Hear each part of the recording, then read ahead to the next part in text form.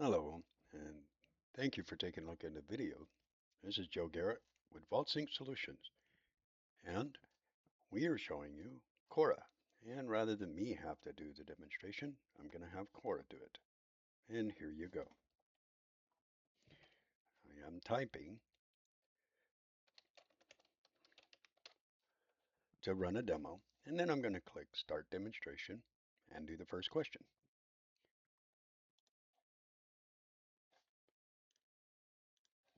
Light intensity, the rate of photosynthesis, varies from plant to plant. Some plants require more light and some require less. If you move light closer to the plant, in most scenarios, the rate of photosynthesis is likely to be increased. So as you can see, we got scoring here, and we get a definition. So in this probe, the composer pulled the highest coherent seed body complexity match verified by Kolmogorov semantic protocol, which is Kolmogorov complexity in our mesh, against a Bayesian translation protocol, again another setting, fidelity. And our intelligence quotient 1 gated coherence with a VSN writeback recorded a factual class lattice mutation visible in our lattice modifier, which is over on the right hand side. So we're going to continue to our probe 2. This is going to define a query biased toward the ontological hierarchy of L5 symlink against, and a symlink is a symbolic link, against our subdomain to a domain and to a hub. And it's going to give us an inverse score. L1 is the heaviest, which is 8 points. L8 is the lightest at 1 point. So the trace marker information will be shown here. An allegory is a term for a figure of speech. It is a story or picture with a hidden meaning. The characters in allegories are symbols which represent particular ideas. The story has a figurative meaning, not just a literal one. As you see, the L5 symlink layer bridges the fiction and allegory, narrative and proposition. That cross classification is what is the embedding model would call a neighbor. Here it is an explicit edge, not an implied distance. So we're going to continue to probe 3. So now we're going to do a dual target comparison, X versus Y, which your queries set both X and Y as retrieval anchors, and the composer renders a paired body with a contrasted connector, drawing from the substrate hits about each of those subjects. Prose is the ordinary form of the written, or spoken, language. It is not poetry. On the written page, it looks like a cluster of paragraphs. It does not need any special format, such as lists and tables. In writing, it is without special rhythm. You probably want prosaic, although it is generally used with its pejorative connotations, having or using the style or diction of prose as opposed to poetry, lacking imaginativeness or originality, asked prose equivalent to poetic. So down below what we're looking at is the dual anchor retrieval doesn't happen via two separate queries. Our gate accepts both targets simultaneously, and the composer's comparison module renders the paired output. And it utilizes a lattice walk in order to do that.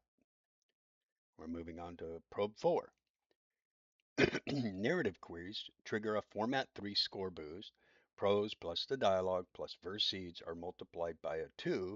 So in this case, Encyclopedia Scientific Abstraction by point 4. Same retrieval pipeline, different post re-rank shape. So we're going to ask it to tell us a story.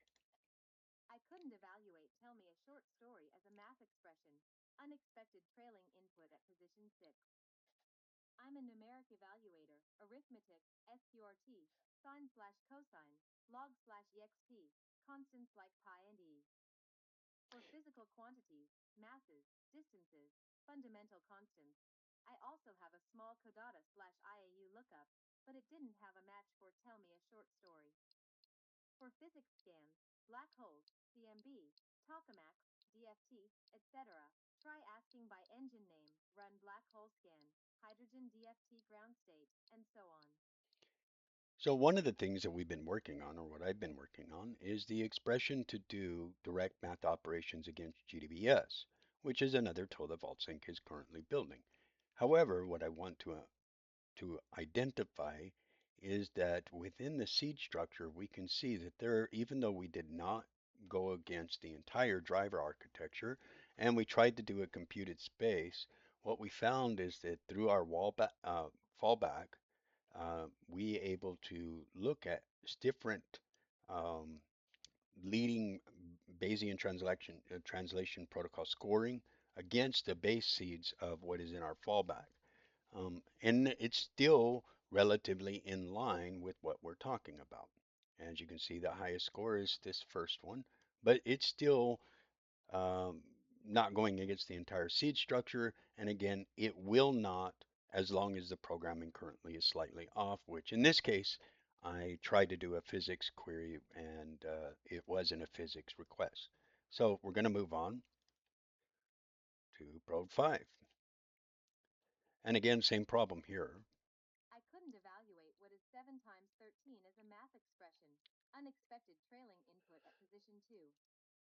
I'm a numeric evaluator, arithmetic, So rather than have her say the whole thing, I went ahead and turned off her audio. That's in the right side. We can turn on and off the voice, and we can turn on and off construction.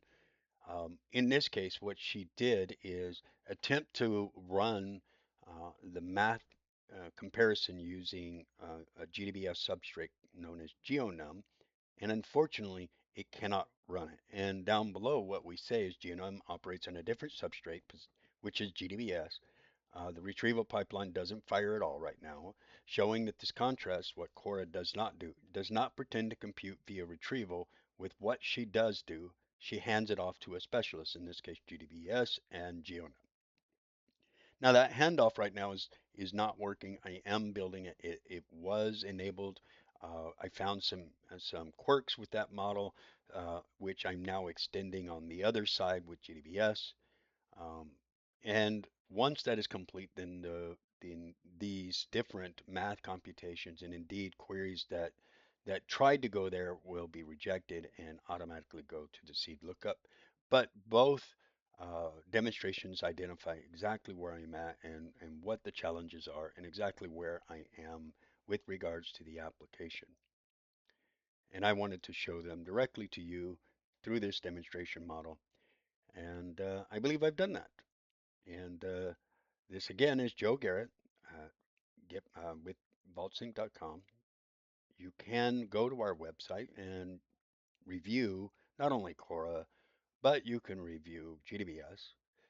Cora is found at cora.getvaultsync.com and GDBS is found at gdbs.getvaultsync.com and our main website, www.getvaultsync.com. Each of one of these are specific and geared to the type of work that may be done.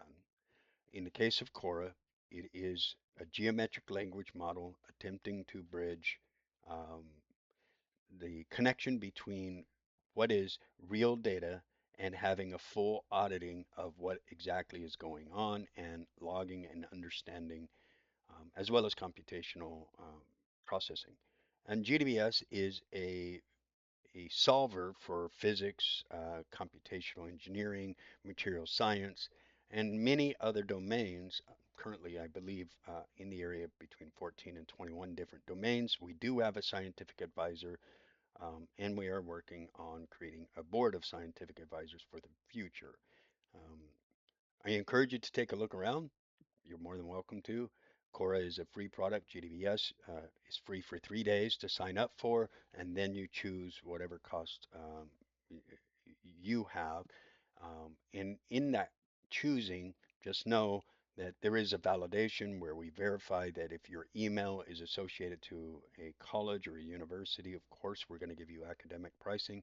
And if you are not, then you either must qualify for small or medium-sized business and or a first-time startup company, or you're an enterprise license for different settings. Anyway, thank you. This is Joe Garrett with VaultSync Solutions. You have a great day, and we'll see you again.